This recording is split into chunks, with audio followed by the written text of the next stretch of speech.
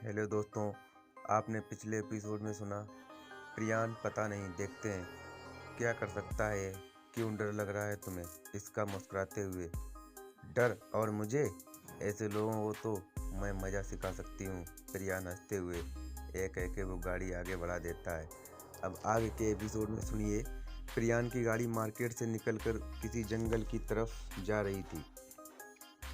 इसका घबराते हुए, हम कहाँ जा रहे हैं, यह रास्ता कहाँ जा रहा है, और यहाँ नेटवर्क भी नहीं आ रहे हैं। प्रियान ड्राइव करते हुए, तुम चिंता मत करो, कुछ नहीं होगा, यह कहते हुए वो ड्राइव कर रहा था। गाड़ी थोड़ी आगे बढ़ी कि एक झटके से गाड़ी रुकी। इसका क्यों, क्या हुआ, आपने गाड़ी क्यों रोकी? प्रियान गाड़ी चलाने की कोशिश करते हुए, मुझे क्या पता, कोशिश कर तो रहा हूँ पर यह स्टार्ट नहीं हो रही है। तुम बैठो, मैं बाहर निकल कर देखता हूँ, और आप बाहर मत निकलना, मैं चेक करके आता हूँ। ये कह के वो गाड़ी से बाहर निकल जाता है। गाड़ी की बोनट खोलता है और देखने लगता है। तभी उसके पीछे से कोई आकर उसकी पीठ पर डंडा मारता है। प्रियान एक पल को हैरान हो जाता है। वो पीछे मुड़कर देखता है तो काफ़ी सारे लोग खड़े हुए थे जिनके हाथों में हथियार थे।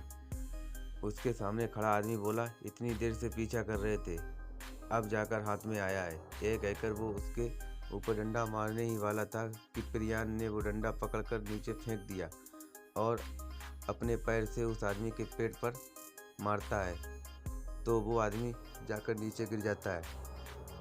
तभी और आदमी भी प्रियान के ऊपर हमला करते हुए उसी के पास आ रहे थे और प्रियान उसे मारकर मुंह तोड़ जवाब दे रहा था। तभी एक आदमी खड़े हुए प्रियान की गाड़ी की तरफ गया और इसका की तरफ गेट खोलकर उसको खींचकर निकालते हुए, चले यहाँ से, ये कहकर वो इसका को लेकर बाहर आता है। छोड़ो मुझे, कह के वो छटपटा रही थी। उसे छटपटाता हुआ देखकर वो आदमी अपनी गन निकालकर हवा में फायर करते हुए बोला, रुक जा लड़के, वरना आज तेरी महबूबा को ऊपर पहुंचा दूंगा मैं। प्रियान मुड़कर उस तरफ देखता है तो वो आदमी इसका पे गन ताने खड़ा था। प्रियान, छोड़ दे उसे, अगर उसे कुछ हुआ ना तो देख लेना क्या हाल करता हूँ मैं तेरा। वो आदमी हंसते हुए, नहीं छोड़ेंगे, इतने दिनों बाद तो इतना अच्छा माल देखने को मिला है और तू कह रहा है छोड़ दूँ, ये पकड़ लो इसे। यह कह के वो इसका को ऊपर से नीचे तक देखता है और उसके आदमी आकर प्रियान को पकड़ लेते हैं। वो आदमी इसका को देखते हुए अपने हाथ इसका के गालों पर रख रहा था। इसका का उसका छूना बिल्कुल अच्छा नहीं लग रहा था। जैसे ही वो आदमी अपना हाथ बढ़ाता है वैसे ही इसका उसके मुंह पर थूक देती है। वो आदमी दूर हटते हुए, साली मेरे ऊपर थूक रही है, ये कहकर वो इसका के गाल पर एक तमाचा मार देता है। तमाचा इतना जोर था कि इसका संभाल नहीं पाई, वो एक तरफ झुक गई। प्रियान को ये देखकर गुस्सा आ रहा था। उसने देखा जिसने उसे पकड़ रखा था उसका ध्यान इसका की तरफ है तो वो उसके एक लात मारता है और वो उसकी गन से उन्हीं पर फायर कर देता है और वो इसका की तरफ बढ़ जाता है। और वो आदमी जो इसका के गले से उसका दुपट्टा निकाल रहा था, वो जैसे ही वो दुपट्टा निकालने वाला ही था, प्रियान ने आकर उसका हाथ पकड़ लिया और उसका हाथ मोड़ दिया। कैसा मर्द है तू, एक लड़के की इज्जत पर हाथ डालने की हिम्मत कैसे हुई तेरी, ये कह के वो उसे मारे जा रहा था और इसका एक कोने में खड़ी अपने सूट का एक कोना पकड़े खड़ी थी। वो आदमी बिल्कुल अधमरा हो गया था। प्रियान आखिरी बार उसके पेट में लात मार देता है, फिर एक नज़र इसका को देखता है, फिर वह नीचे पड़ा इसका का दुपट्टा उठाकर इसका की तरफ बढ़ जाता है और इसका के करीब आकर उसे उसका दुपट्टा दे देता है। इसका बिना उसे देखे उसके गले लग जाती है। प्रियान तो हैरानी से इसका को देख रहा था लेकिन उसके हाथ नहीं उठ रहे थे इसका को गले लगाने के लिए। वो फिर बोले, तुम ठीक हो, सब सही है। इसका उसके गले लगे हुए अभी भी सुवाक रही थी।